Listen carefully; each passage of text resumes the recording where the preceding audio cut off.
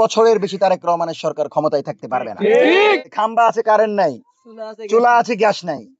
যতক্ষণ পর্যন্ত না হাসিনা, কামাল সহ আওয়ামী লীগের প্রত্যেকটি নেতা কর্মীর বিচার নিশ্চিত না হবে, ততক্ষণ পর্যন্ত ছাত্র জনতা রাজপথ থেকে সরে যাবে না। জনতার এই স্মৃতি জাদুঘরে কোনোভাবেই যেন 50 টাকা নেওয়া না হয়। বাংলাদেশের প্রেক্ষাপটে কামার কুমার, জেলে চাষা, মেহনতি মানুষের পক্ষে 50 টাকা দেওয়া সম্ভব না। সুতরাং তারা কি চায়? আমার প্রত্যন্ত অঞ্চলের সেই ভাইয়েরা এগুলো না দেখুক। সুতরাং আগামীকাল থেকে শিক্ষার্থীদের জন্য যেন ফ্রি করা হয় এবং সাধারণ জনগণের জন্য নামমাত্র 10 টাকা মূল্যে যেন তারা এখানে প্রবেশ করতে পারে, সেই ব্যবস্থা করা হয়। আমরা সেই দাবি জানাই।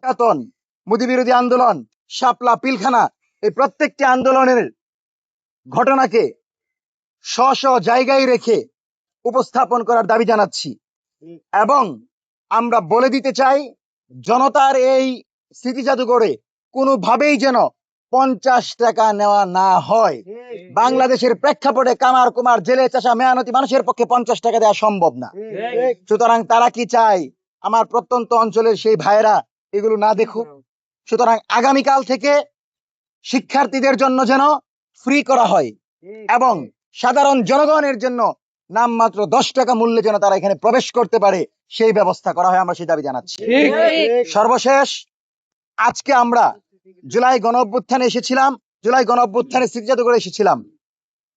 আমরা এখানে দাঁড়িয়ে শপথ নিচ্ছি, যতক্ষণ পর্যন্ত না হাসিনা, কামাল সহ আওয়ামী লীগের প্রত্যেকটি নেতা কর্মীর বিচার নিশ্চিত না হবে, ততক্ষণ পর্যন্ত ছাত্র জনতা রাজপথ থেকে সরে যাবে না। পাশাপাশি তারেক রহমানকে অনুরোধ করব, আপনি যে কোনো মূল্যে তাদেরকে চিহ্নিত করেন যারা আওয়ামী লীগের এজেন্ডা বাস্তবায়নকারী কথিত সিনিয়র সাংবাদিক নিহারি আলমগীরকে সালাউদ্দিন আহমেদের সাথে বসিয়েছে। আপনি তাদেরকে চিহ্নিত করে। এজন্যই বলছি, যখন নিহারি আলমগীরের মতো লোকেরা সালাউদ্দিন আহমেদের সাথে বসবে, তখন আপনার মতো দেশপ্রেমিক সাংবাদিকদের সাংবাদিকতা করা মজা থাকবে না। তখন আপনাদের দেশের কথা বলতে ভালো লাগবে না। তখন আপনাদেরকে গণহত্যাকারী হইতে হবে, আপনাদেরকে হলুদ সাংবাদিক হইতে হবে, আপনাদেরকে ফারজানা রূপা হইতে হবে। সুতরাং যেই সাংবাদিকরা তারেক রহমানকে খাম্বা বলেছে, যেই সাংবাদিকরা দেশনেত্রী বেগম খালেদা জিয়াকে চোর বলেছে, আজকে সেই সাংবাদিকরা বিএনপির সাথে বসে বসে পীড়িত করে, এটা জুলাই গণ অভ্যুত্থানের অংশীজনদের সহ্য হয় না, এটা আমরা সহ্য করতে পারি না। সুতরাং অনুরোধ করব, যারা জুলাই গণ অভ্যুত্থানে যে সকল সাংবাদিকরা জীবন দিয়েছেন, ত্যাগ করেছেন, তাদের স্বীকৃতি দেন এবং গণ অভ্যুত্থানে প্রত্যেকটি অংশীজনকে নিয়ে আপনারা 5 বছর ক্ষমতায় থাকেন। কোনোভাবেই জুলাইয়ের কোনো অংশীজনকে মাইনাস করে দিল্লির এজেন্ডা যদি এই সরকার বাস্তবায়ন করতে চায়, আবারও বলে দিচ্ছি, 2 বছরের বেশি তারেক রহমানের সরকার ক্ষমতায় থাকতে পারবে না।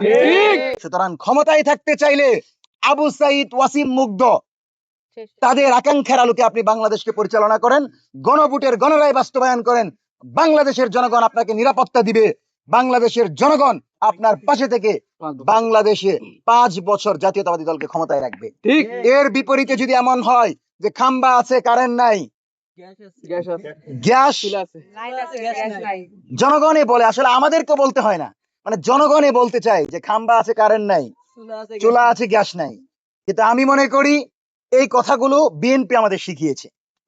বিএনপি আমাদেরকে, ফখরুল ইসলাম শিখিয়েছিল যে তোমরা হারিকেন নিয়ে নেমে যাও। আওয়ামী লীগ বিদ্যুৎ দিচ্ছে না, কিন্তু সেই বিএনপির অস্ত্র আজকে বিএনপির বিরুদ্ধে জনগণ ব্যবহার করছে। সুতরাং মাননীয় প্রধানমন্ত্রী আবারও যেন হারিকেন নিয়ে অথবা বাংলাদেশের জনগণের মৌলিক অধিকারের জন্য মাঠে নামতে না হয়, তার পূর্বে দয়া করে আপনি সিদ্ধান্ত নিয়ে বাংলাদেশের জনগণের যে মৌলিক অধিকার সেটা আপনি দেন।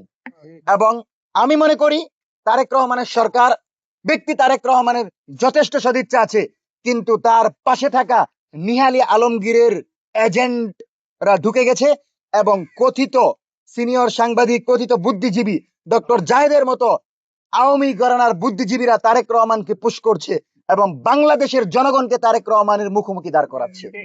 শহীদ প্রেসিডেন্ট জিয়াউর রহমানের বাংলাদেশ, দেশনেত্রী বেগম খালেদা জিয়ার বাংলাদেশ, এই বাংলাদেশে ফ্যাসিবাদ বিরোধী সকল দল ঐক্যবদ্ধ থাকবে কারণ আমাদের নেত্রী দেশনেত্রী বেগম খালেদা জিয়া বলেছিলেন, তাদের হাতে গোলামীর জিঞ্জির, আমাদের হাতে স্বাধীনতার পতাকা। সুতরাং স্বাধীনতার পতাকা নিয়ে আমরা লড়াই করে যাব যতদিন পর্যন্ত তারেক রহমান বাংলাদেশের প্রশ্নে আপোষহীন থাকবেন, জুলাই গণ অভ্যুত্থানের আলোকে বাংলাদেশকে পরিচালনা করবেন, আমরা সহযোগিতা করব। এর বিপরীতে যদি কোনো কিছু হয়, বাংলাদেশের জনগণ প্রতিরোধ করবে। আমরা আপনাদেরকে ধন্যবাদ জানাচ্ছি।